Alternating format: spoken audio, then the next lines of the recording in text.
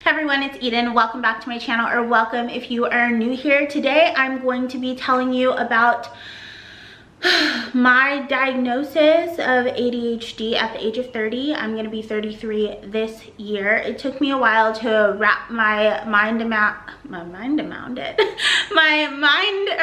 it and get to a place where I felt like I could speak confidently about what it's like to have ADHD. And to be completely honest, I borderline thought I was autistic, but I'm not. I have ADHD, and it presents so differently in women that we kind of fall through the cracks, and especially Black women. So I'm going to start by telling you questions a therapist might ask to decide if you have ADHD or give you an ADHD diagnosis.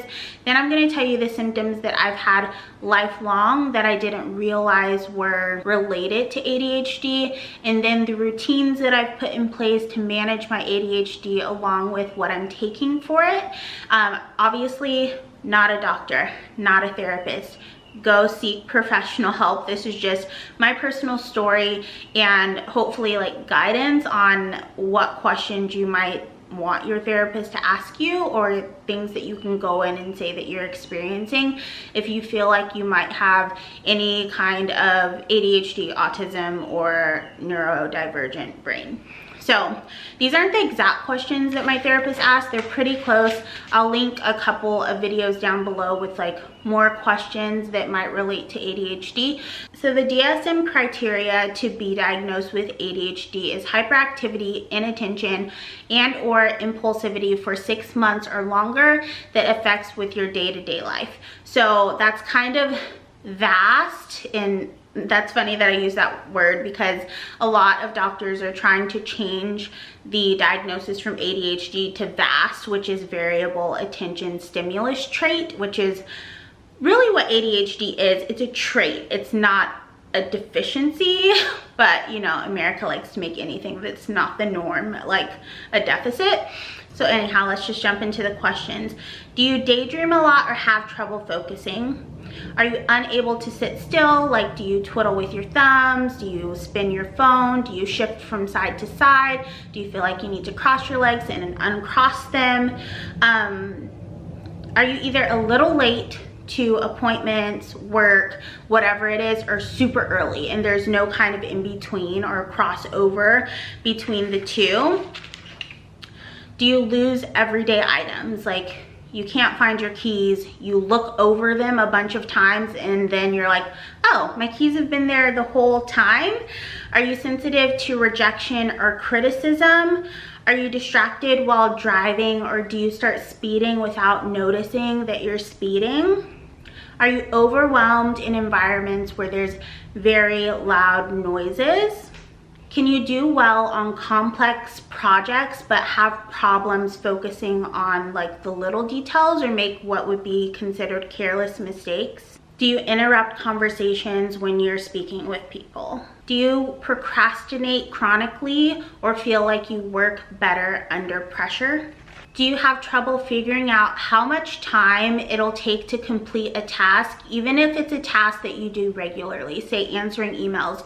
You just sit there and think about answering the emails because you think it's going to take a really long time, even though you know it takes 4 minutes. You sit there and kind of overthink how long it's going to take to do that task. Do you have a messy space, or what people would consider organized chaos? Do you have a hard time doing one task at a time? Do you have a hard time figuring out where to start a task at work, but once you get into it, you can do the complex part, but you can't figure out exactly how to outline the task? Do you have a hard time sleeping or winding down? Do you lay down and feel like your mind is always running? A lot of people may be misdiagnosed with insomnia. Do you have trouble throwing things away? For me, I used to buy a lot of cosmetics and I would never want to throw away the boxes. Even though I don't need the boxes, I want to keep all of the boxes. Do you experience binge eating, overeating, problems with excessive shopping, or food hyperfocus, which is when you want to eat the same thing every single day and then all of a sudden you never want to eat it again. Like for me, earlier this year, it was English muffins with just egg and cheese, and I ate that every day, every morning for about 2 months, and I haven't had it for like 5 months now. I just wanted it for that point in time. Do you find yourself reading over the same part of a book or document over and over, or need to trace it with like a ruler? Do you feel like you're behind people of your age? Like comparatively, do you feel like you're behind? And do you remember long-term versus short-term? So like me, I can remember a whole situation that happened in high school and tell it in full detail, but then I would have a hard time remembering like what I had for lunch 2 days ago. So your short-term memory is a little different.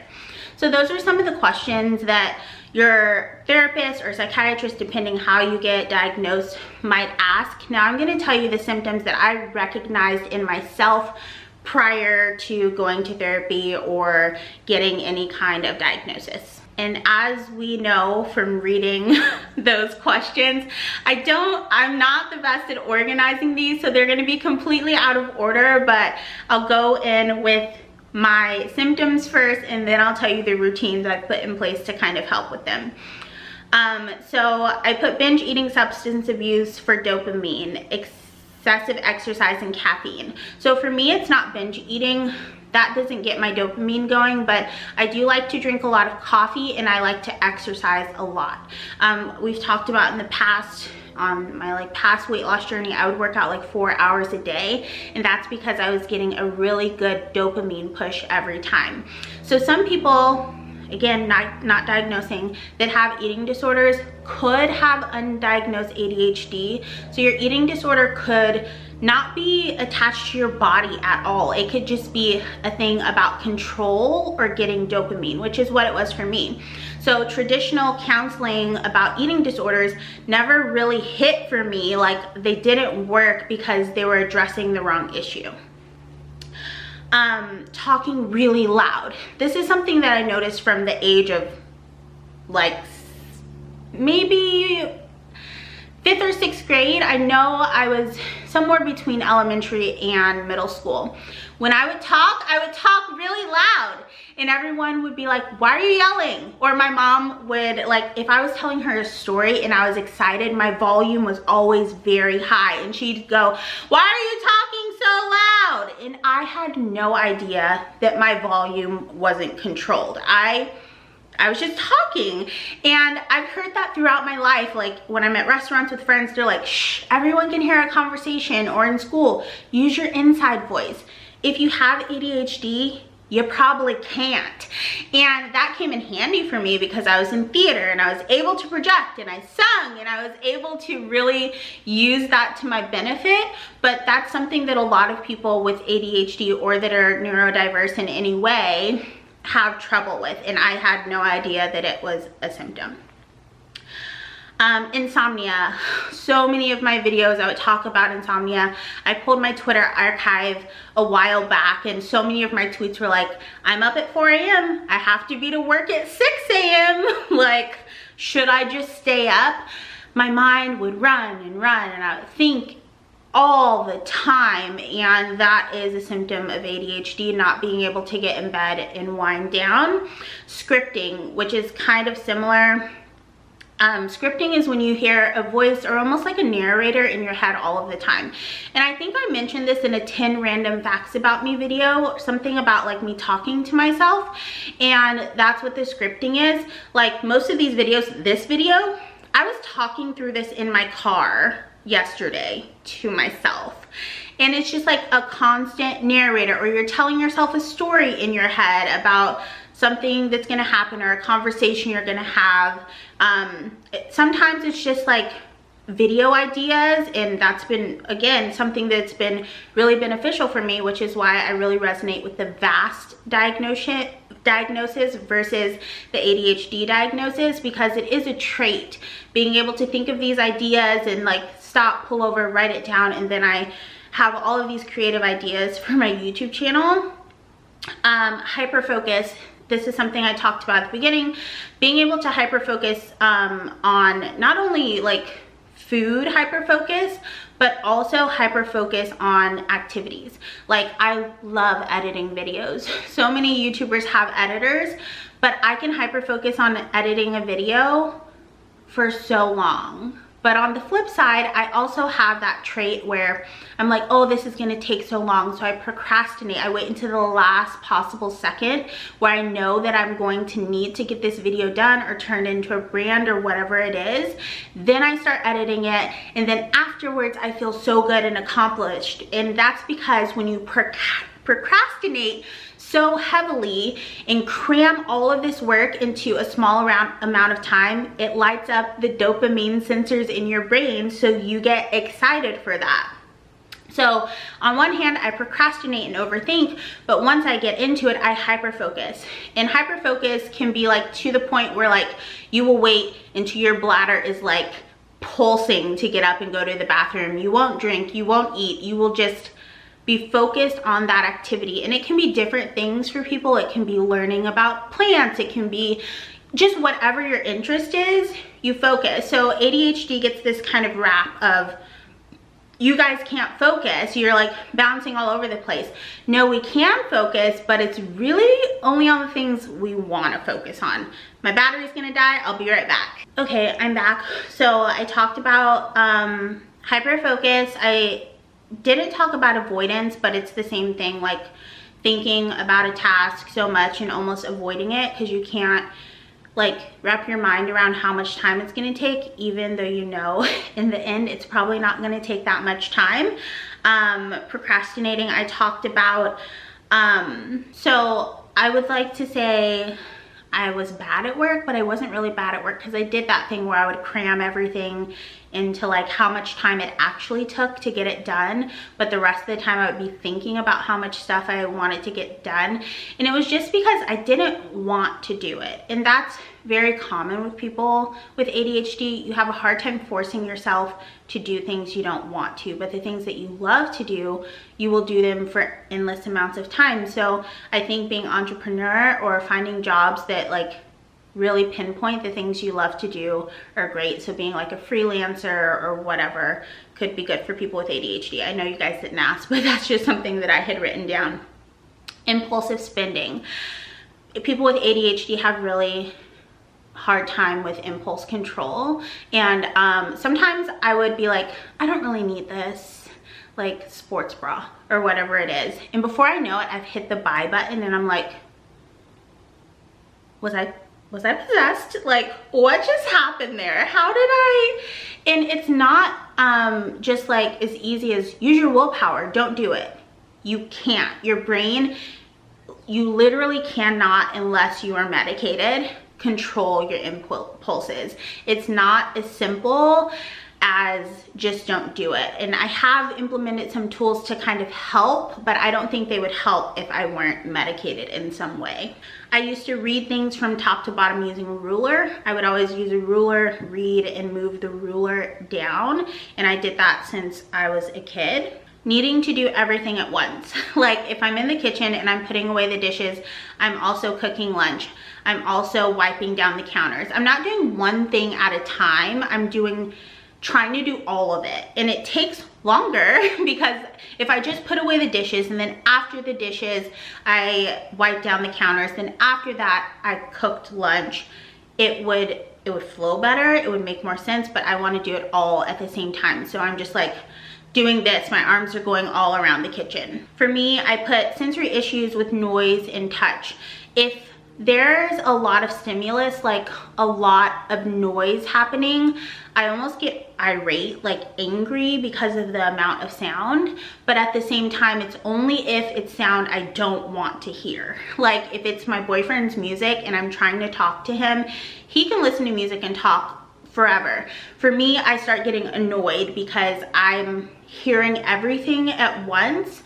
But at the same time, like if I'm editing a video, I'll be playing a show because I don't like the silence either.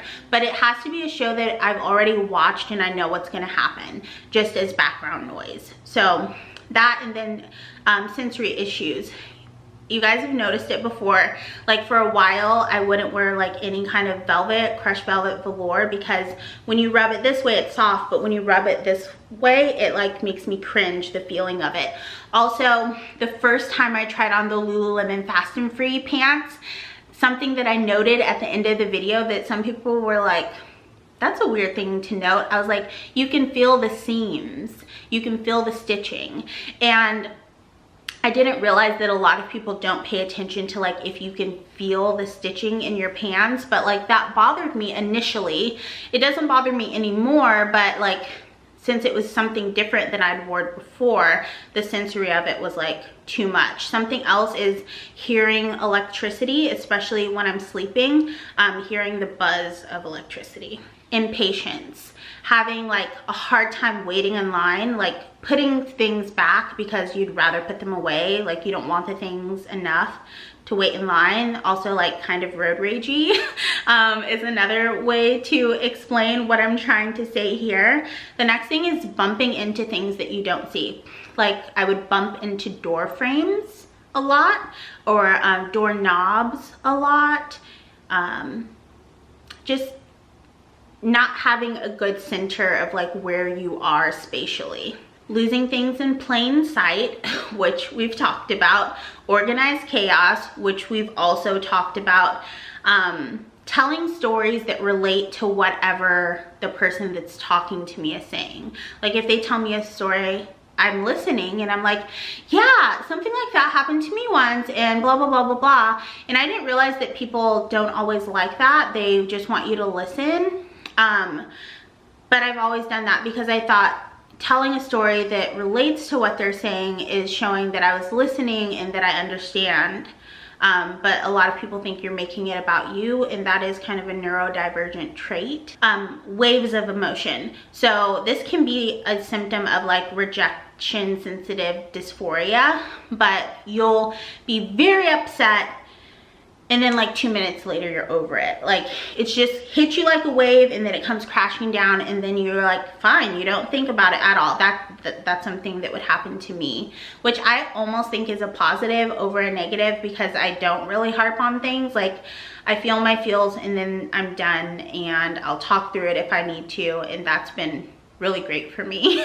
When you're talking, it happened at the beginning of this video, when you're talking, words will come out wrong because you're thinking faster than your mouth can catch up. And like before I figured out why I did this, I really thought that I was getting like Alzheimer's, and that, or like something else was wrong with my brain because I would butcher words so often.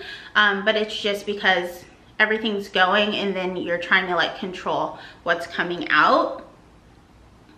Short-term memory. I remember not wanting to get certified to become a yoga instructor because I was afraid that I wouldn't be able to remember the flows that I was teaching, because I just don't have the greatest short-term memory. And I have a great memory though, and ADHD is in no way related to like any kind of Alzheimer's or dementia. I have a really, really good memory. I can remember like the smallest detail from things that have happened so long ago, but sometimes just the short-term memory is not quite as sharp as you would like it to be, but meds help. Moving on from trend to trend really quickly, and you guys probably noticed this in me a lot. Like for a while, my favorite drink will be this. I'll drink it for a long time, and it kind of goes along with the hyper fixation, but not 100%. Like I'll love a certain workout for a certain amount of time, then I'll move on. I played piano religiously for a while. Now I only play piano when I think about it. Just moving on from like idea or hobby or craft to craft really quickly. Oh, and that can also include jobs or friends or just ideas about like businesses that you want to start. So many things, you just move on so freaking quickly. Blurring my eyes. I used to do this all the time in school, especially like looking at the projector. I would just blur my eyes. And I remember my mom taking me to the doctor because I said, the eye doctor, because I said I couldn't see the board. And they did my vision test, came back 20/20. And my mom's like, well, she keeps saying she can't see, so something has to be wrong. She keeps saying the board is blurry. And I was blurring my eyes on purpose, and I still do it now. I'll blur my eyes out if I don't feel like paying attention. And the doctor then said, the eye doctor said, she might have a little bit of hyperactivity. I remember this vividly, and I wish we would have taken me in then. Maybe I don't, because I would not have liked to be put on Ritalin or Adderall when I was that young, but he said maybe she has a little bit of hyperactivity, and he got down to my level, he looked at me and he said, I'm gonna give you glasses. And they didn't have a prescription. He says, when it's time for you to focus in class, you put your glasses on. When you're done focusing or you're done with your work, you take your glasses off. And he was trying to teach me, I was too young to grasp what was happening, but I'm 32 now, so I understand. He was trying to give me a tool, like a cue. When I put my glasses on, you pay attention, you focus. When you take it off, it's time to play or have fun. And I wish that I would have been old enough to understand what he was saying at that time, or that my mom would have listened to that, because, you know, a lot of Black parents don't believe in like ADHD or even any kind of mental illness. It's like a big stigma in the Black community. So yeah, I remember him telling me that about blurring my eyes out intentionally. Zoning out of conversations, hearing two things at the same time, like being able to listen to what's going on my phone, listen to what's going on the TV kind of simultaneously. Over or underestimating time, like you feel you can't do anything wrong. Oh, over or underestimating time, and this is different than what I've talked about time before. And I said, you feel like you can't do anything around when you have something scheduled. So like if I have a meeting at 3:30 in the middle of the afternoon, I feel like I can't do anything the rest of the day. Like I can't go out of the house the rest of the day until I do that 3:30 Zoom call.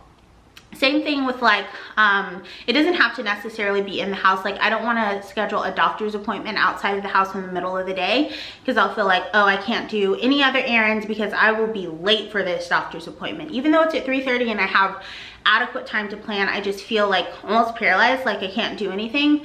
So I'll tell you a tool that I've come up with for that later. Interrupting conversations, which was in the questions, and the reason that I interrupt conversations is because I forget what I'm gonna say. So when I'm actively listening to someone and hearing what they're saying, a lot of the times after they talk, I have nothing to say back, because if I'm actively listening, I have no idea what to say. And like when they're talking, sometimes they always say, don't talk and think of what you have to say next. But if I don't think of what I have to say next, I have nothing to say, because I barely remember what they said. But I am listening, it's just like hard to process it all. The next thing is delayed processing. So someone will say something to me and I'll go, huh? And then I'll answer them right after I say, huh? Or what? Before they can even repeat what they were gonna say or what they said previously. It's because I heard them. It just has to like go in and like do its thing, and then I can answer. So I remember growing up, and even with my boyfriend, he'll be like, why'd you say huh if you heard me? And it's like, I heard you, but my brain didn't process it just yet.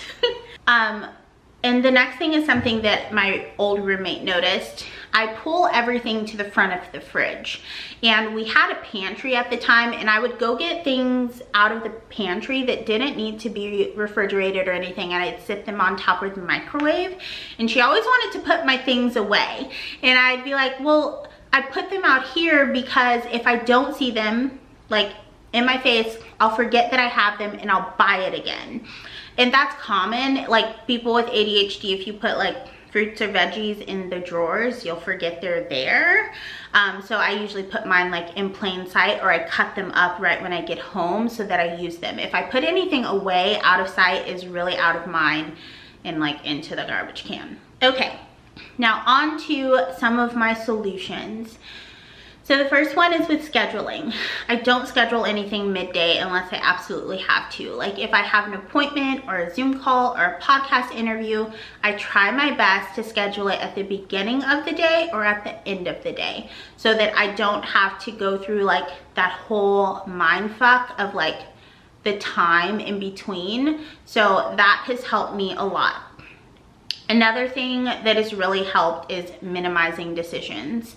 So having less options to choose from a lot of the time, not overwhelming myself with options obviously is the same thing as not having a lot of things to choose from. Let's move on.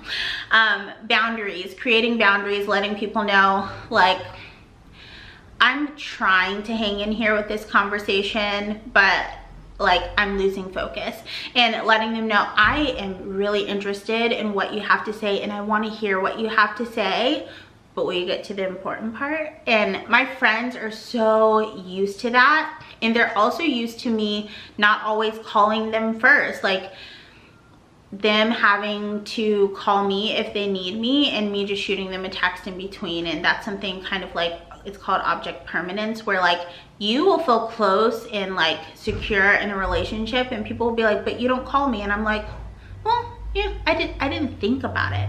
So just like making sure that your boundaries and like letting people that you know, that you love, know that you're there for them, and like this is just the way that my brain works. So if you need me, let me know that you need me.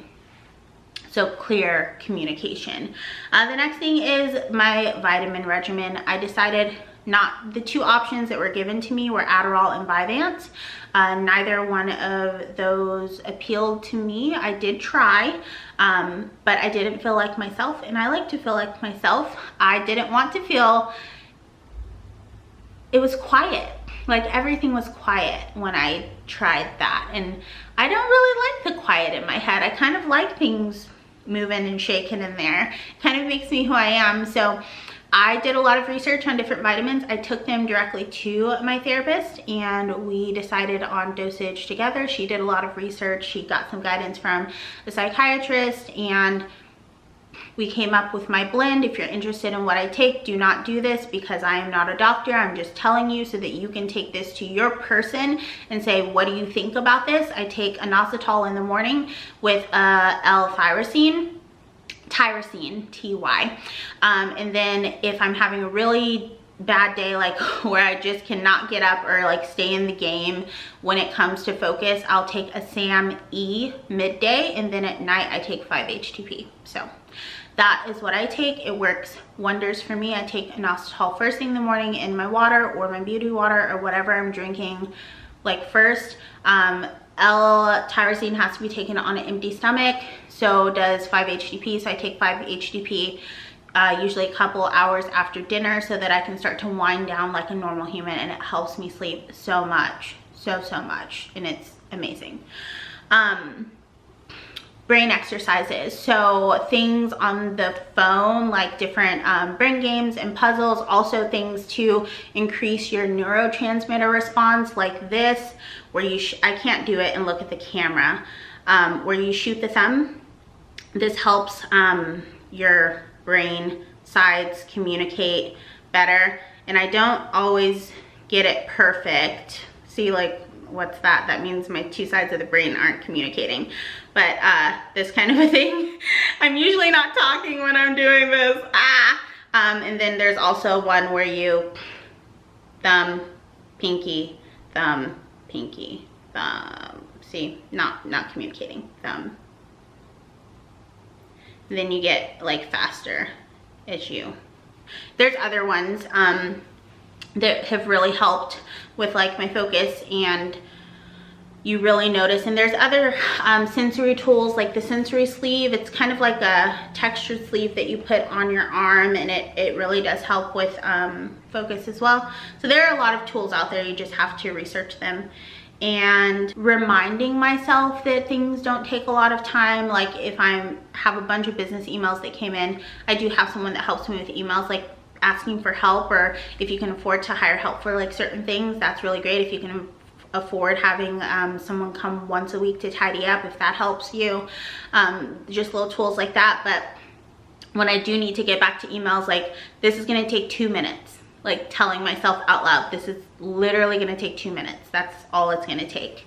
Like I said, boundaries, like telling the people that you love, like, listen, whatever you're doing is increasing my suffering, or whatever we're getting ready to do is gonna be terrible. I have these little earplugs that I'll wear if my boyfriend's playing a lot of music and I'm trying to do stuff, so that I can be in my quiet little bubble and he can still be enjoying himself.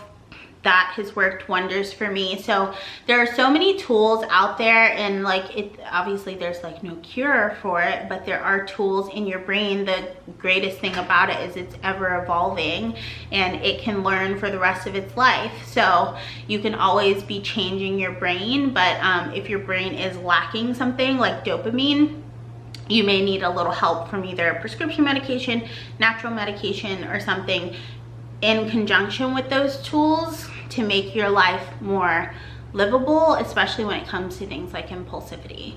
So, and also I didn't put it on here, but pausing. Like if I'm gonna buy something, I'll do a thing called a pause, where I give myself 5 minutes and I'll open a new tab, and if I don't remember to go back to that tab and buy that thing, half the time I don't even buy it anymore. So putting that practice, that thing into practice has been really helpful. And it's not to say that it's perfect, a perfect science. There is some times where I'll just like be like, I want this thing, I want this thing, I want this thing, I want this thing, and I'll end up buying that thing.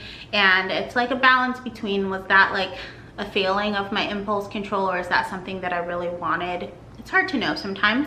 Another thing is like my vitamins. If they're in the cabinet, I'll forget to take them. So you guys know all of my vitamins are on top of my water cooler. So first thing in the morning when I get my water, I see my vitamins and I see my allergy pills sitting there. So I remember to take them, because otherwise I would forget and they'd sit in the cabinet until they expired. So tools like that help. Having a key hook by my door, always putting my keys on the hook when I walk in the door. And I always leave my sunglasses in the car. I never bring them out of the car, because I will sit them somewhere, and every time I'll get in the car I'll be like, where are my sunglasses? And one time I did bring them in the house and I put them on the hook with my keys so that I didn't put them somewhere else in here, and then I'm like struggling driving like this every single time that I get in the car. So little tools and cues that will help you out. You know, like everyone's like triggers are going to be different. Like I said, I like to put things towards the front of the refrigerator that I want to use first, so that I know that they're there. And it's just become like a way of life, and I'm cool with it. And I really hate that it's called attention deficit hyperactivity disorder, because I don't think it's a deficit and I don't think it's a disorder. I think it's a trait that we have that's not like the status quo. It's not the norm. And I feel like in America they bring you up to like, you go to school, you enjoy yourself after school. You go to college, you enjoy yourself after college, like the time you're not in class. You go to work 8 hours a day, then you enjoy yourself on the weekends. But when you have an ADHD brain, you don't fit into that like. I just hate the feeling or the thought of kids feeling like they have to be medicated in order for adults to deal with them. Like they're hard to manage, like they're a burden on people, when they're not. They're just different. They think different, they learn different, they focus different. And those kind of things should really be embraced to like make more amazing humans that work in their own unique way and create amazing things and share amazing things with the world. And I just hate the idea, even though like I'm not saying that I'm anti-medication, but like some of these medications they're highly addictive, and to start them at such a young age is just like, oof, like a punch to the gut, like to think about. And like, do they really need it, or do people need to open their minds to the fact that not all of us are going to be like the 9 to 5 or 8 to 5 grinders and be able to sit through things that like bore you out of your skull. And that maybe there are things or ways that you could empower employees in the workplace to like really dig in. Instead of having 3 people that do the exact same job, have one person that just does the part of that job that they like, and the other person that does the part of the job that they like, and the third person do the part that they like. And if they're all different and you hire those different styles, the job's still being done, but it's being done even better because those people are honing into the part of it that they like. If one person likes the customer relations aspect, give them that part. If one person loves the data and the spreadsheets, give them that. If the other person likes doing the presentations or proposals or whatever, give them that. Instead of having each person do the same exact job, have it like more compartmentalized. I don't know. I have a lot of thoughts around this, as you can tell. I guess just to close out, open. Like, if you have ADHD, it's not the end of the world. There are options for you. There are tools for you. Just because we don't fit into the status quo doesn't mean we're not valuable, and that you can't, you know, put a lot of great things out into the world. I probably already said that. I do have other friends with ADHD, and they're mostly creative people, people that own their own business, people that are influencers, people that have editing companies, people that are producers and musicians.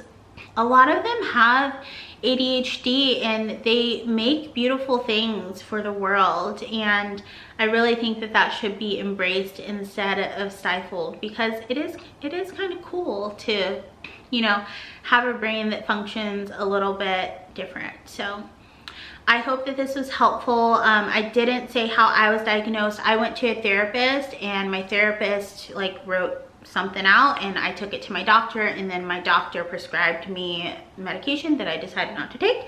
Some people say that that doesn't happen, but that's how it happened for me. So it could be different for you. Some therapists will refer you to a psychiatrist. Some people say you have to go directly to a psychiatrist. Some therapists can work with your doctor's office. I think that there's not really a standard practice because healthcare in America is like privatized, so there's so much difference between like one state and another. So just like check, ask your doctor, ask your therapist, ask a psychiatrist, see what the criteria you need to meet or who you need to speak with in order to get a diagnosis in your state or your country. If you're in a different country, good for you, lucky. But yeah, that is all that I wanted to share. And you know, I hate labels, but just embrace the unique person that you are. And I will talk to you guys really soon.